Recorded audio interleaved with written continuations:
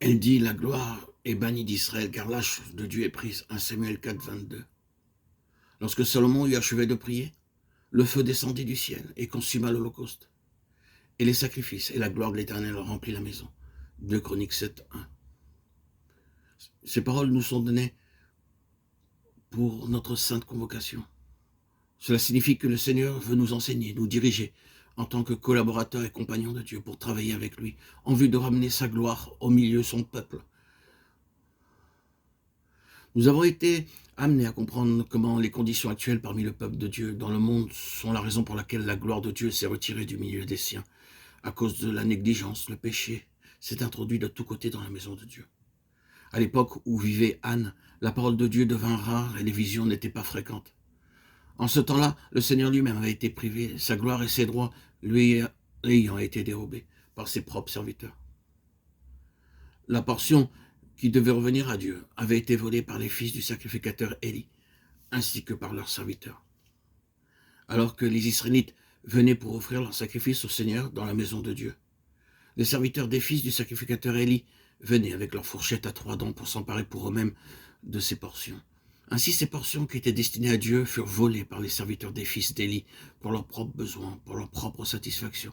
Et si quelqu'un voulait s'opposer à cette manière de faire, il se voyait appliquer la violence pour lui prendre de force les portions d'entre ses mains. Pour ces mêmes raisons, le péché se multipliait et abondait partout dans la maison de Dieu, à tel point que la mort spirituelle s'abattit sur le sacerdoce. Élie, le sacrificateur, devint lui-même sourd. Ces fourches à 3 dents suggèrent 3 aspects des choses: l'amour de la puissance, l'amour de l'argent, l'amour de la popularité, de la renommée. Ainsi, ces sacrificateurs et leurs serviteurs, qui auraient dû servir le Seigneur en toute humilité auprès des croyants, devinrent des gens animés d'un esprit de lucre et recherchant leur propre intérêt. Tous ces facteurs, tous ces éléments réunis, eurent pour effet et pour conséquence d'introduire et d'étendre les ténèbres et l'obscurité dans la maison de Dieu. Ces mêmes facteurs, ce même état de choses est encore agissant de nos jours parmi le peuple de Dieu. Nous avons vu comment Dieu s'est servi de 4 personnes, 4 instruments, 4 vases choisis pour amener sa gloire dans son peuple. Et si nous lisions et étudions attentivement les 2 livres de Samuel et le premier livre des Chroniques, nous verrions comment Dieu agit avec minutie et avec sagesse en vue de ramener sa gloire parmi les siens.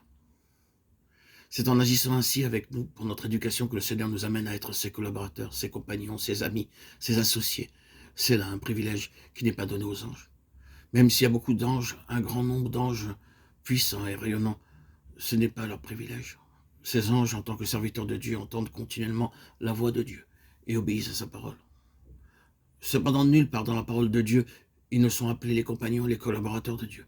Ils ne sont pas autre chose que des esprits employés au service de ceux qui doivent hériter du salut. Nous constatons ce fait dans Hébreux 1, 13 et 14. Mais quant à nous, croyants, nous avons une très grande responsabilité qui repose sur nous, celle de ramener la gloire de Dieu au milieu du peuple de Dieu. De nos jours, nous sommes confrontés avec des conditions identiques à celles qui prévalaient du temps de Samuel et d'Anne. Dans 2 Timothée 3, Paul parle de 30 signes des temps de la fin. Par ces signes, nous pouvons constater à quel point nous, autres chrétiens, sommes devenus stériles et infructueux. Veuillez lire attentivement et entièrement tout ce chapitre 3 et 2 de Timothée.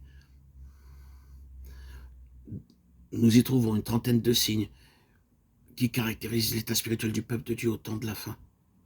Mais en même temps, Dieu se prépare partout, un résidu, un reste, au travers duquel il puisse manifester sa puissance et sa gloire.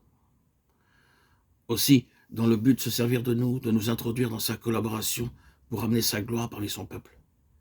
Il veut nous enseigner comment et de quelle manière nous avons à travailler.